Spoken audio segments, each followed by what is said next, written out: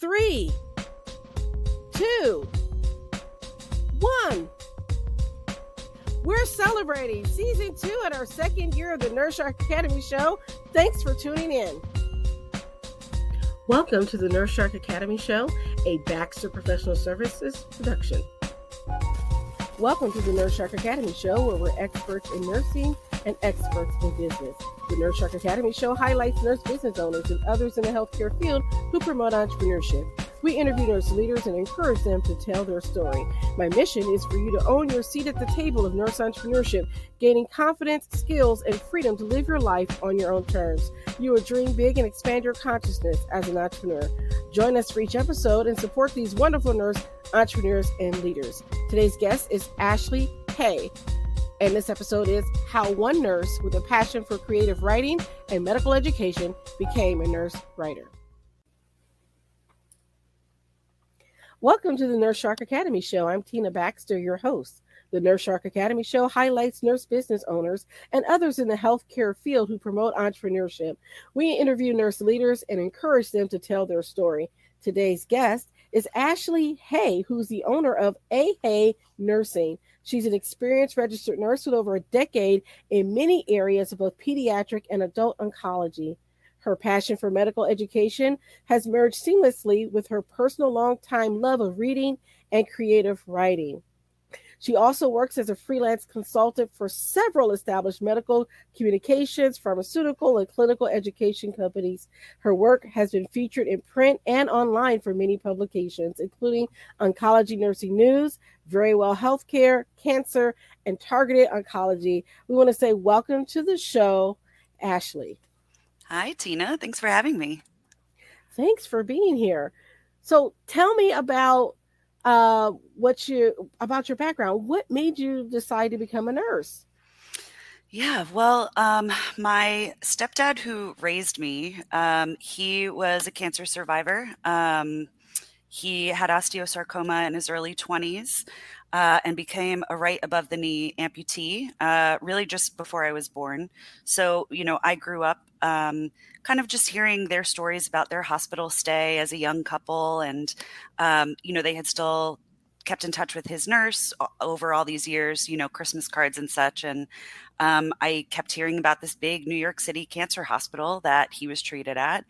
And, I had always kind of loved either babysitting or, working in anything with children, really. I just enjoyed it. And I realized that I could do that for children who had cancer. So that was my ultimate goal. I became a nurse pretty young. I started my first nursing job in adult inpatient oncology at that big cancer hospital in New York. And it was the week before my 21st birthday. So now I look back and they must have thought I was quite a baby.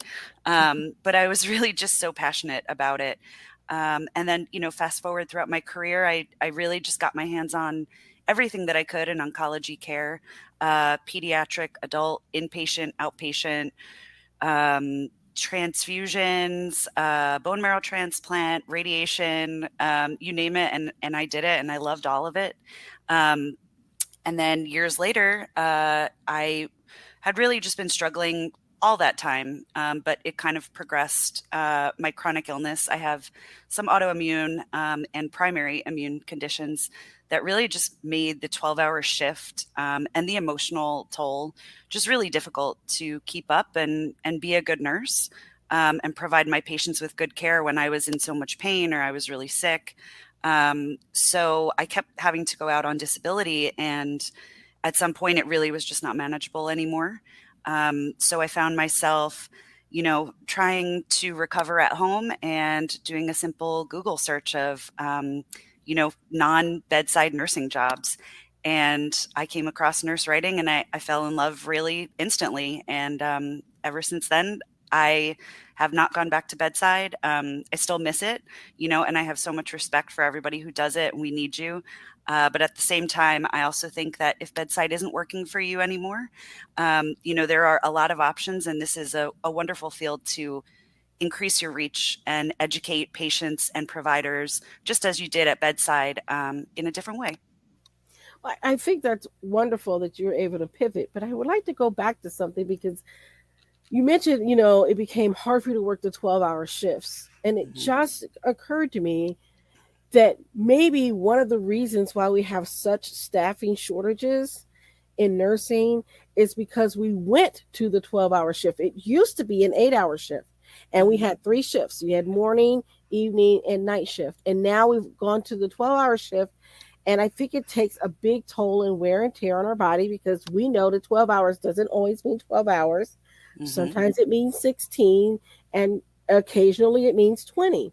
Mhm. And so I think that for nurses who have a disability or chronic illness, I think we could still use them if we would use them wisely and maybe give them a 6-hour shift instead of 12. Yeah, and I agree. I understand the original model of 12-hour shifts, right? And I've worked night, day, all over. And I understand the patient continuity aspect of it. I think it's important. But what I think is more important from a patient perspective and a nurse, I have the, I guess, good fortune of being both frequently, is that I would prefer to have maybe three nurses in a 24-hour period, so 8 hours each or even 6 hours each, who are fully present, are, well rested. They've eaten, they've been able to use the bathroom facilities. Like 12-hour shifts don't always allow for that, especially when you add short staffing on top of it. And I think you're right, it does compound the issue. Many of my friends who, none of us are getting any younger, and from mid 30s to mid 50s and above, 12-hour shifts are getting harder and harder for all of us. um, Especially with the demands of patient care and the staffing shortages since COVID. So I do think that maybe we should challenge those norms and just encourage, I would really argue the point that three nurses in 24 hours are just as sufficient, if not better.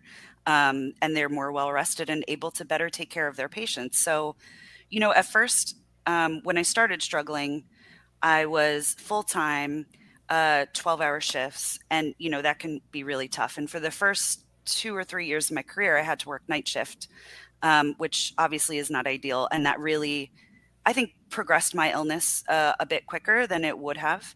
But I wanted to pay my dues. I didn't want to complain. I was young and I didn't understand that disclosure of chronic illness was important and that there were ways that they could support me instead of penalizing me. But I didn't have anyone to talk to about it. I didn't feel comfortable. I thought maybe I would lose my job or be looked down upon or, be given a lesser assignment. And I think looking back that, there were definitely things available to me I just wasn't aware of. Um, but, as the years went by, I transitioned to, okay, maybe inpatient's a little too much. I'll go to outpatient. Um, and while that was a little bit less in terms of, how far you're walking, it still was a really long day. And some of the shifts, were 9:30 in the morning until 10 at night. And that's Mhm. exhausting. So then I ended up moving across the country and, completely changing jobs, full time again as a clinical research nurse. So a little bit more like kind of half desk job, half patient care. So that helped. But then again, as my illness progressed and I got a little bit older, I was still really struggling. So I switched again. I went back to pediatrics, outpatient, and I went per diem. So, I went from part time to per diem, 8 hours, 6 hours, and it's still just because there were just so many patients and not enough of us. And you're not, getting your breaks, even if they're mandated, and you're not, it became really unmanageable. And I miss my oncology patients all the time, especially my pediatric kiddos. Like I really do. I think about going back quite frequently. I'm happier and healthier now in my line of work. But I think that was a risk I had to take. Um, and I just couldn't physically and emotionally afford to stay at bedside. So I am very happy, although the journey was tough and it certainly wasn't a becoming a freelance writer and consultant wasn't a choice I happily made in the beginning. It was somewhat made for me. But now, I kind of see the reason for all of it, and it ended up working out really, really well. And like I said, the most important thing to me, I've always been quite passionate about patient education, talking to caregivers in language that they can understand, and also educating my peers, providers and nurses, to provide great care. So I hope, that I'm doing that now, on kind of a bigger scale where more people can receive the education than maybe a one to one. And that's important. And I want nurses to hear this, and I want our listeners to hear this, because even though it was a change that you wanted to make, and it was a necessary change, you're still using your nursing talent. You're still using all those skills that you learned as a nurse, because you have to interpret all that medical jargon into everyday language. It's stuff that we do every day as nurses, right? But you get to do it on a bigger and larger stage. And Very so that's much. important. Yeah, and we all have the capability to be able to do this. I think when I first started, I had a lot of imposter syndrome, thinking like, well, I don't have a PhD, I don't have a master's, what makes me qualified? And truly what makes me qualified is what makes all of you qualified. If you've had a year as a nurse, you understand how to talk to patients. You understand how to take this very complex information that perhaps only, we understand, and be able to break it down into a tone and deliverable that the patients and the caregivers can then, work with. So figuring out whether that's audio or perhaps it needs translation, or, they like things in writing. It's just, we do this every day. And now I'm just able to do it and work with other companies, to help them, succeed in educating patients and providers. And I think that that's really important, and we've been underutilized in that field. I want to amplify our voices in this and say, yes, we are more than capable, we are more than qualified, and that's why I enjoy working with medical communications agencies, pharmaceutical companies, working on some of their marketing campaigns and saying, yeah, no, the same education that you give to physicians doesn't translate directly to nurses. Like, we want to know about AEs, while they maybe want to know about overall survival. We want the data on this. So I think, there is an art to it, for sure, but we are all very qualified to be in this space. And I would love to see more of us in it. And so that begs the question, how did you find this niche? So really, I just started with a Google search. This is so true. I feel like I've told this story quite a few times, but it is the honest truth. I Googled like non bedside nursing jobs in, a few different ways, and I saw like a lot of really cool options, but none of them really interested me, and none of them felt like the right space.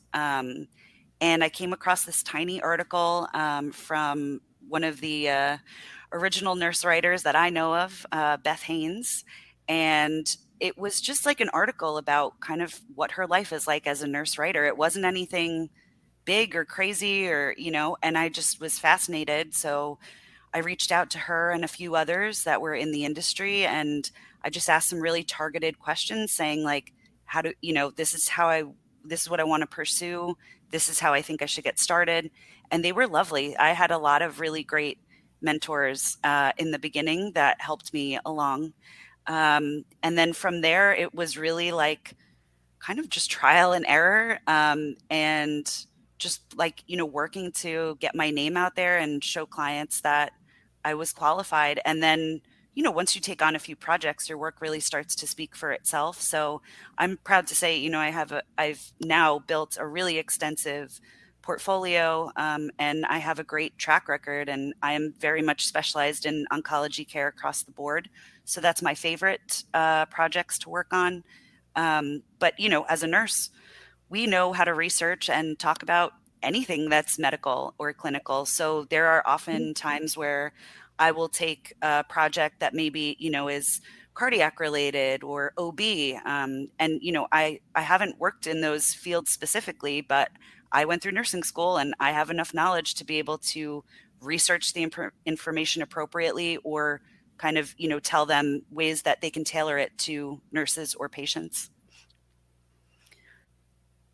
That's great. And so when you're getting these companies, because I think a lot of people don't understand, this is like when you go and research something, like you're looking at a topic, like let's say breast cancer, right? And you're going to WebMD or you're going to the Cleveland Clinic and you're seeing that information that's there, it's often written by folks like yourself. Yeah. Yeah, I've worked with a number of organizations, websites, magazines, um, specific a few that you even mentioned actually, and it's pretty common that if you go to a lot of these sites, they will either have a byline that's by a nurse or oftentimes too, we ghostwrite a lot of things for physicians. So it may have their name, but I certainly wrote the content. Um, which, I think, there's mixed feelings about that. That's the beauty of freelance is if you Mhm. don't wanna do something like that, you certainly don't have to. I always encourage nurses to say, like, "Look, this just goes to show that we are more than capable of writing the content, and ghostwriting jobs tend to pay a lot more."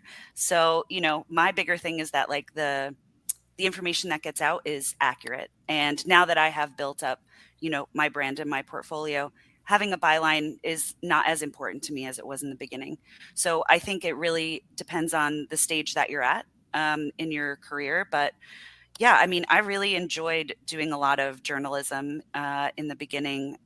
Specifically, like one of my favorites, I worked with the American Cancer Society for quite a while. And I just enjoyed every piece that I worked on with them, whether it was, updating it and checking the references to make sure that they're still accurate because things change so quickly in oncology, or writing a piece from scratch, maybe about, for one of my clients, it was for patients, like how to manage your chemo curls, and it's just like little tips and tricks for patients who are dealing with a new texture of their hair after chemo. Ah, Um, okay.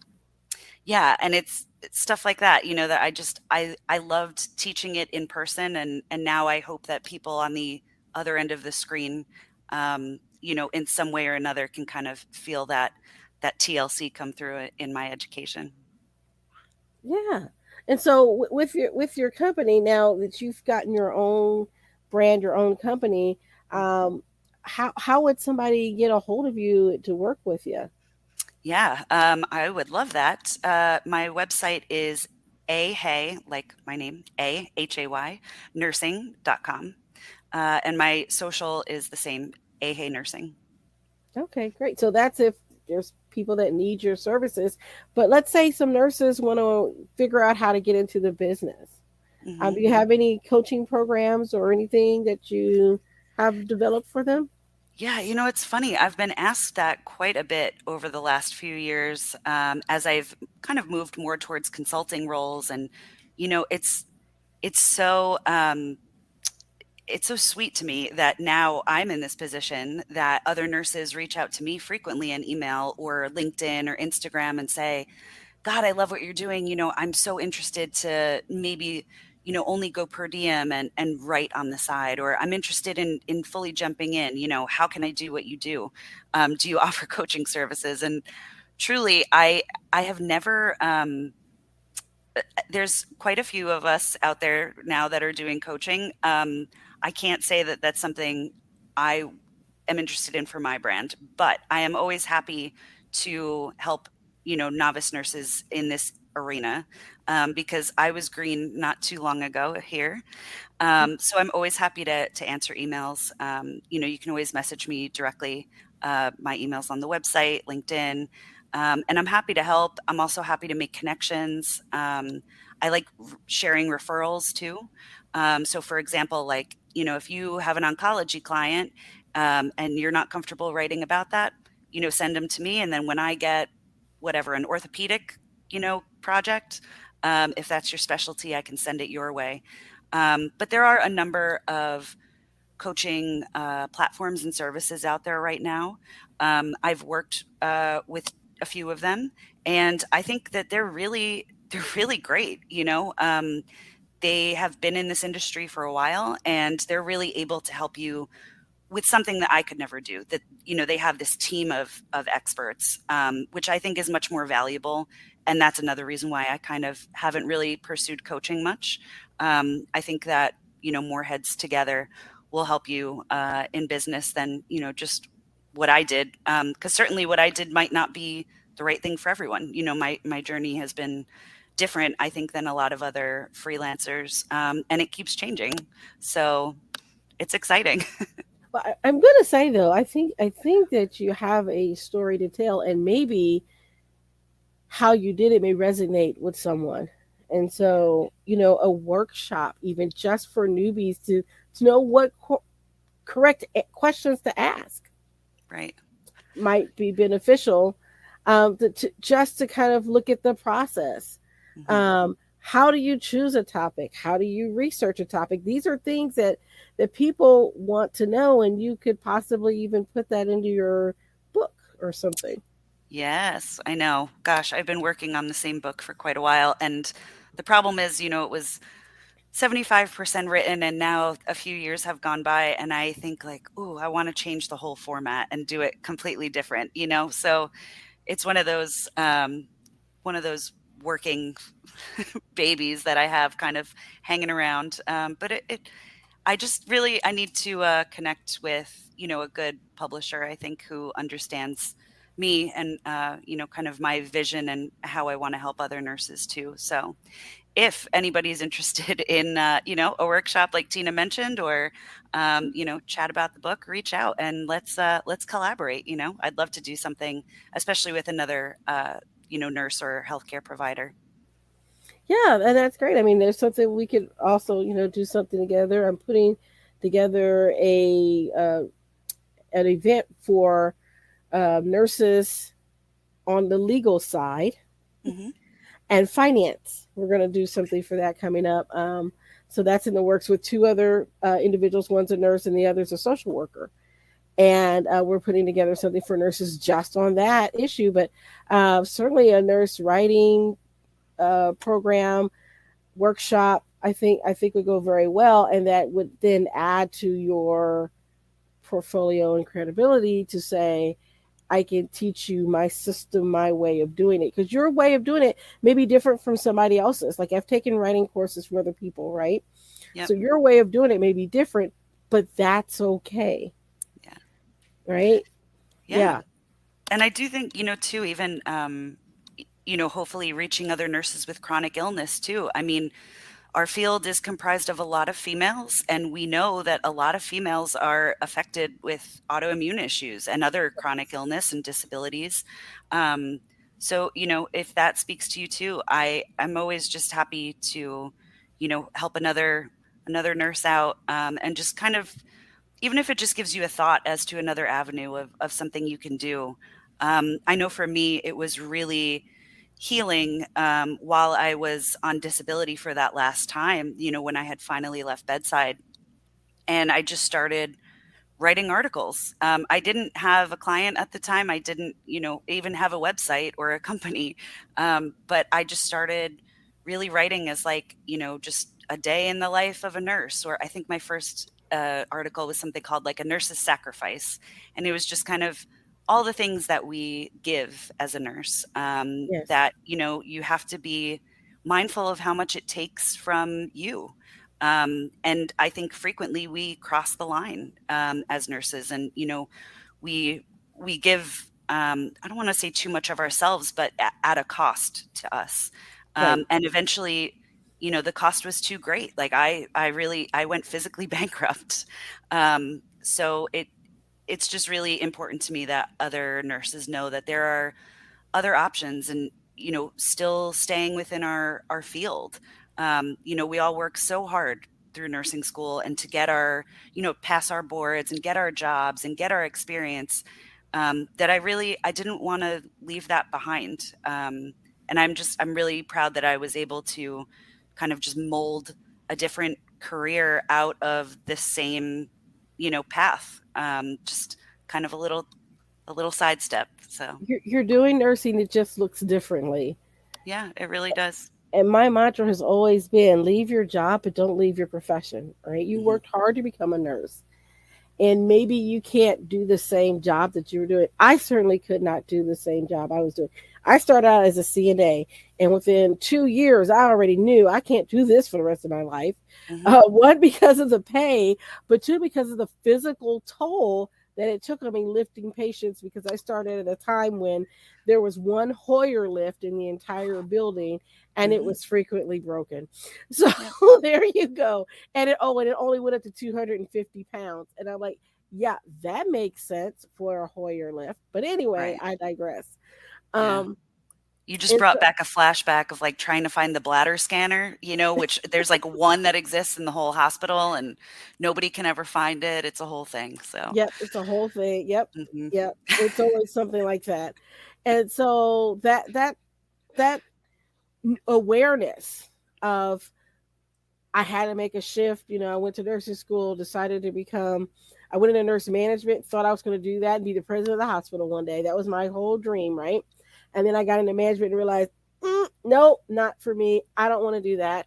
Then I thought about being in academia, and I did some teaching on the adjunct side, and I thought I really like teaching, but I don't like that whole mold and that cutthroat, gotta Mm. get tenure type thing. That wasn't for me, you Yeah. know. And so I think for a lot of us nurses that maybe not fit the mold that everybody has for us, right? That whole you have to do your med surge and you have to stay on tasks for that, and all that. If you don't fit that mold, where do you find yourself in nursing? And I think entrepreneurship Hmm. is just one great way for you to do what you love and then tailor your whole business around the things that you like to do. For example, I had on the show previously a nurse that was an infusion nurse Hmm. and didn't like how the company was run and the schedules that they got, and they were sending nurses to way out that didn't even make sense. And so she created her own company so that infusion nurses can do the job but feel good about doing it because they get to pick their own schedule, get to pick their own route, Yeah, solving the problem. And that's what we're good at. Nurses are great problem solvers. we are. Yeah, I mean, show me a nurse on night shift that cannot like MacGyver something, that she needs and maybe doesn't have access to at that time. That's what I love about nursing, and I use that hashtag frequently, like still a nurse, or always a nurse, because I really do believe that. It's okay, and I love that what you said. Our dreams can change, even along our career path, but staying as a nurse just in a different form. And I think there should be more conversation about that. Sometimes I do see there's like a bit of strife back and forth, like, are you Yes. trying to take nurses from the bedside? No, of course not. We obviously need them. I would like to be at bedside again if I could, but it doesn't work for all of us. And I think it's important to get that message out to other people that if it's not working for you, that's okay. There's so many other avenues. And you mentioned the dreams changing. I remember I was hard up on becoming an NP by the time I was 30. Like I was 100%. There's no way you could have told me that I would have ended up here. I would have like laughed in your face. But as the years went by, I just started to realize like there were just aspects of it that started to not gel with my personal life, my physical ability, and money for school, things like that. So it's okay. It's totally okay to like just go out on a limb and try something different. We are incredibly adaptable, and great problem solvers, like you said. So that's why I think we make really great entrepreneurs, but I find nurses are often afraid that they're like not good at business, that they don't have a mind for business or the finances or things like that. And I thought the same to be true until I did it. And I can tell you, it's just fear, fear of the unknown, fear of trying something new that maybe you won't be good at it or maybe you'll fail at it. But really, that's the imposter syndrome talking. And I've yet to meet a nurse that's not a capable entrepreneur. I have yet to meet a concert level pianist that sat down and just wrote an entire symphony and played it perfectly the first time. Right. So why do we approach business that way? I think it's the science heavy parts of us. Hmm. We like to complete tasks, right? Even, bedside. It's like Yes. the academia science side of us. It's the perfectionist side because you can't afford to make a mistake at bedside. And it feels very similar when you pursue business. The difference is that, if you do make a huge mistake in business, usually somebody's life is not going to be at stake.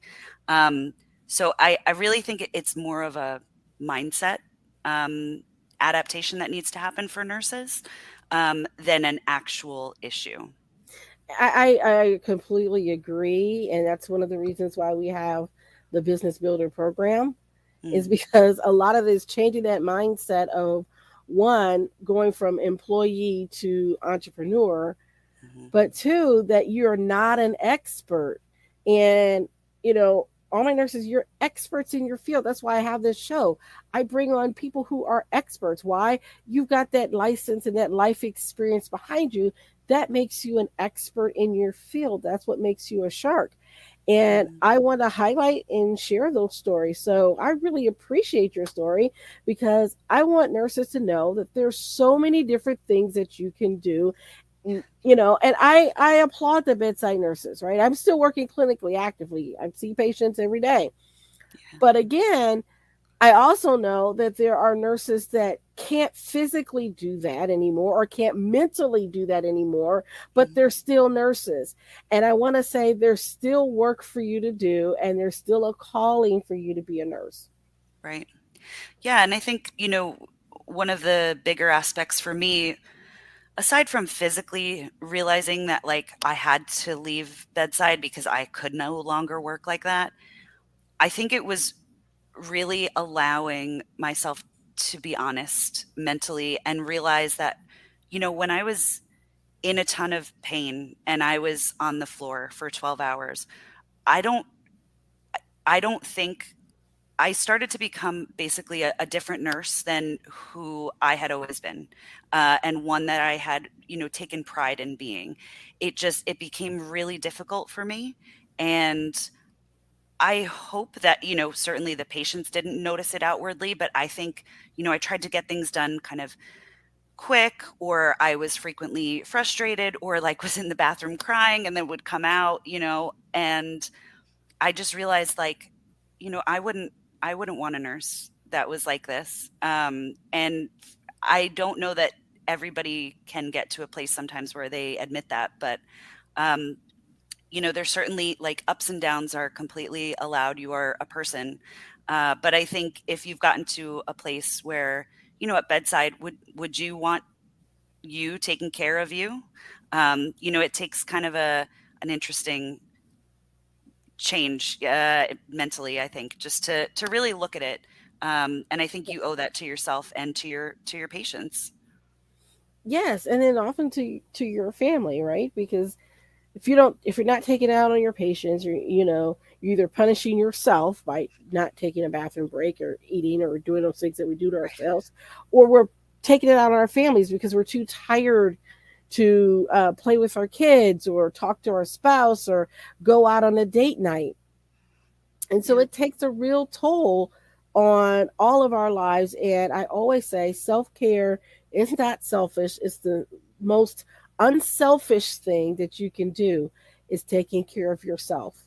hmm And instead of waiting for it to be the last thing, like the last band-aid, maybe kind of put it earlier in the rotation. It fixes a lot more than you think. But I found it really hard to maintain proper self-care, maybe because I needed more of it, being ill at the time.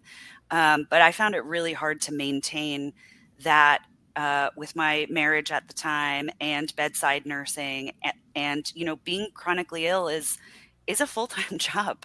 Mm-hmm. Between specialists and procedures and medications and refills and insurance, like it just all became like way too much. And now I just have this really different just balance. It's a really nice balance now. That's the best way I can describe it. It really, I'm so happy to say it worked for me. And I hope it continues to, because I love my business. I love what I'm doing. It never gets old, honestly, seeing my name, like CEO and president of your own company, or when you Yes. pay yourself, when payroll runs around and you see your paycheck, it's from me to me, in a different, it's really, it means a lot to me. And I I've come really far. I totally get that. It's nice when you can see your baby grow, as they say. Yeah. Yeah. Okay. Well, all right. So, if you had one piece of advice for a budding entrepreneur or a nurse that wants to be a writer, what would it be?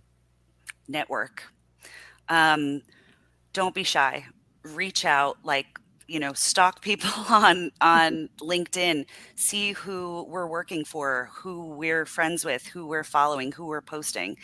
Um, that was the greatest way that I got traction very quickly, and was able to have a really successful first year of my business, was because I sought out mentorship from people that I admired doing what I wanted to do. So I think that's important. Just don't be shy. I think sometimes people are like, I know you're busy, or, oh, I'm not really sure of my questions yet. Just come up with a list of a few targeted questions, and most of us are more than happy to help each other out. So agree. So agree. Well, I want to thank you for your time. And I know it's dinner time where you are, and it's dinner time where I am. And so I want to thank you for showing up tonight.